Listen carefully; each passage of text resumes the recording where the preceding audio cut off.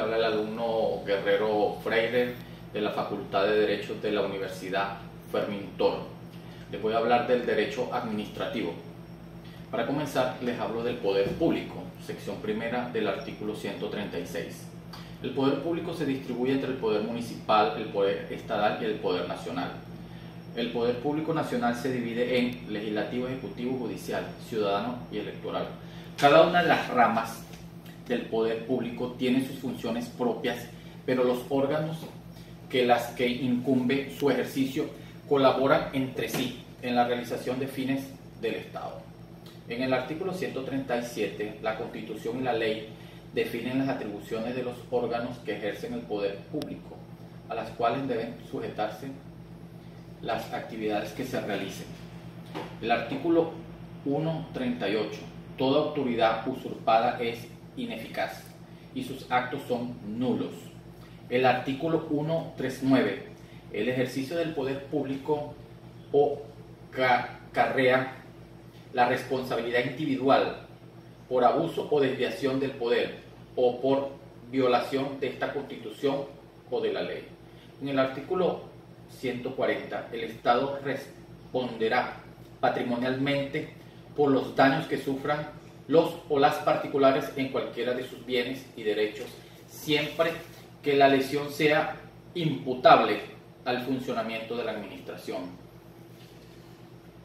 En la sección segunda de la administración pública, en el artículo 141, la administración pública está al servicio de los ciudadanos y ciudadanas y se fundamenta en los principios de honestidad, participación y celeridad, eficacia, eficiencia, transparencia, rendición de cuentas y responsabilidad en el ejercicio de la función pública, con sometimiento pleno a la ley y el derecho.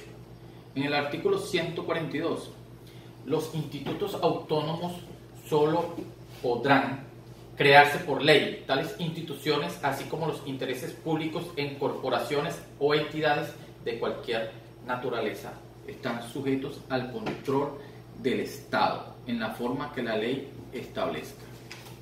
En el artículo 143, los ciudadanos y ciudadanas tienen derecho a ser informados o informadas oportunamente y verazmente por la administración pública sobre el estado de las actuaciones que estén directamente interesados o interesadas y a conocer las resoluciones definitivas que se adoptan sobre el particular. En la sección tercera de la función pública, el artículo 144, que la ley establecerá el estatuto de la función pública mediante las normas sobre el ingreso, ascenso, traslado, suspensión y retiro de los funcionarios o funcionarias de la administración pública y proveerán su incorporación a la seguridad social. En el artículo 145, los funcionarios públicas y funcionarias públicas están al servicio del Estado y no de parcialidad alguna.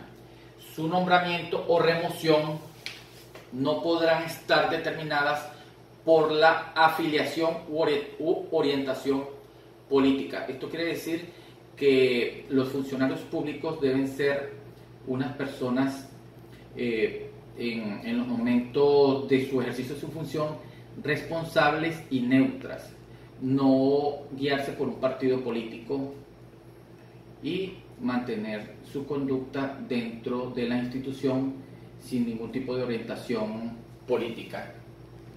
En el artículo 146, los cargos de los órganos de la administración pública son de carrera. Se exceptúan los de los elementos de elección popular, los de libre nombramiento y remoción, los contratados y contratadas, los obreros y obreras al servicio de la administración pública y de las demás que determine la ley. En el artículo 147, para la ocupación de los cargos públicos que de carácter remunerado es necesario que sus respectivos emolumentos estén previstos en el presupuesto correspondiente. Las escalas de salario de la administración pública se establecerán reglamentariamente conforme a la ley que lo establezca. La ley orgánica podrá establecer limitantes racionales para esto, para lo que devenguen los funcionarios públicos municipales, estadales y nacionales. En el artículo 148, nadie podrá desempeñar a la vez más de un destino público remunerado, a menos que se trate de cargos académicos, accidentales, asistenciales o docentes que determine la ley. Artículo 149. Los funcionarios públicos y funcionarias públicas no podrán aceptar cargos, honores o recompensas de gobiernos extranjeros sin la autorización de la Asamblea Nacional. Todo esto está dictado por la Constitución Nacional de la República Bolivariana de Venezuela. En la sección cuarta de los contratos de interés público, en el artículo 150, la celebración de los tratos de interés público nacional requerirá la aprobación de la Asamblea Nacional en los casos que determina la ley. La ley podrá exigir a los contratos de interés público determinados las condiciones de nacionalidad, domicilio de otro, orden o requerir especiales garantías. En la sección quinta de las relaciones internacionales, en el artículo 152, las relaciones internacionales de la República responden a los fines del Estado en función del ejercicio de la soberanía y de los intereses del pueblo. Ellas se rigen por los principios de independencia, igualdad entre los estados, libre determinación y no intervención en sus asuntos internos, la solución pacífica de los conflictos internacionales, cooperación, respeto de los derechos humanos y solidaridad entre los pueblos en la lucha por su emancipación, el bienestar de la humanidad y el bienestar de nuestra humanidad. En el artículo 153, la República promoverá y favorecerá la integración latinoamericana y caribeña en aras de avanzar hacia la creación de una comunidad de la defensa, una comunidad de naciones, defendiendo los intereses económicos, sociales, culturales, políticos y ambientales de la región. Capítulo 2. De la competencia del poder público nacional. En el artículo 156 es de competencia del poder público nacional la política y la actuación internacional de la República. La defensa y suprema vigilancia de los intereses y generales de la República, la conservación de la paz pública y la recta aplicación de la ley en todo territorio nacional. La bandera, escudo de armas, himno nacional y honores, condecoraciones son de carácter nacional. La naturalización, la admisión, la extradición y expulsión de extranjeros. Quinto, los servicios de identificación.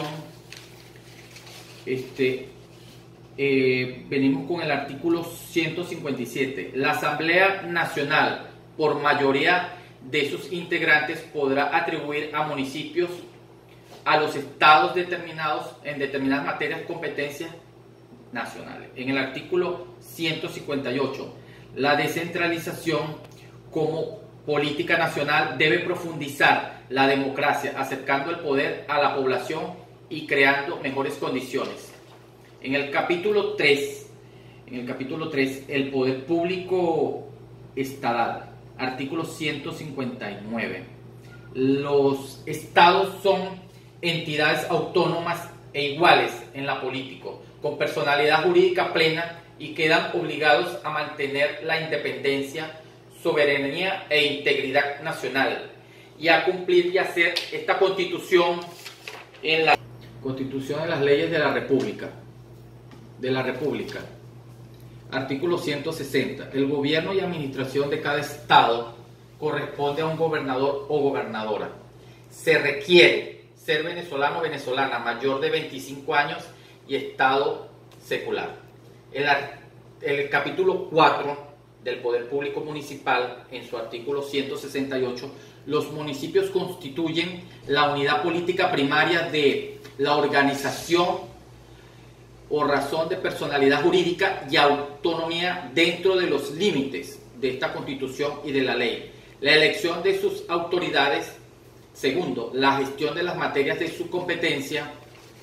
Tercero, la creación, recaudación e inversiones de sus ingresos, recaudación de sus ingresos. En el capítulo 5 del Consejo Federal de Gobierno, en su artículo 187, el Consejo Federal de Gobierno es el órgano encargado de la planificación y coordinación de políticas y acciones para el desarrollo del proceso y transferencia de su competencia.